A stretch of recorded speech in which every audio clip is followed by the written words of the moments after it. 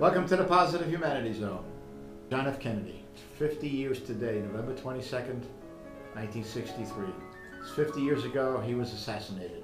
I was in high school at the time, and we were sitting on a chemistry class, and over the loudspeaker came the note that an attempt has been made on the life of our president.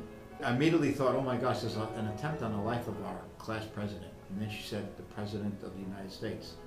20 minutes later, they came back on the PA to say that the president was dead. It was a sad day. It was like it just could not happen. Now, there were 3 presidents that were assassinated before. Lincoln, Garfield, and McKinley were assassinated. But this was different. This was a different era because we had just come out of the 50s. The country was growing, and we got this new president elected. Young, vibrant, positive, good-looking Hollywood, got the tan, and he had great middle-of-the-road views.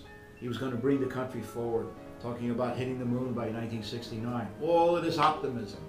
They called it the Camelot period because Camelot was kind of a mythical place where everybody was positive, everything was cool, things were really good, everything good was happening, positive happening, the negative was all pushed to the side. The day when he was shot was the dividing line. We call it a watershed moment. It was a continental divide. Everything before was one way, and everything after was a different way.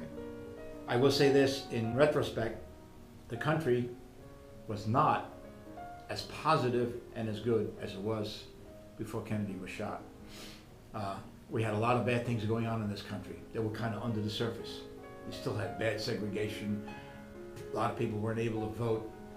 Vietnam was starting, the seeds were there. We didn't learn from the French back in the early 50s. You stay out of Indochina, and that was all coming to fruition. We had just gone through the Cuban Missile Crisis, which Kennedy handled beautifully. But here we are today, 50 years later, remembering mostly the good times.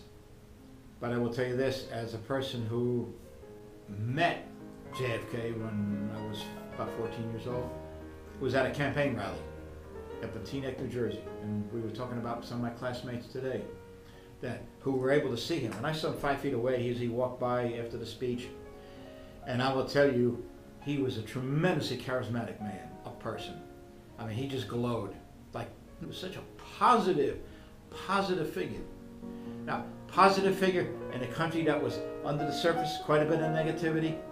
He didn't pretend it didn't exist, but they worked behind the scenes to try to solve it.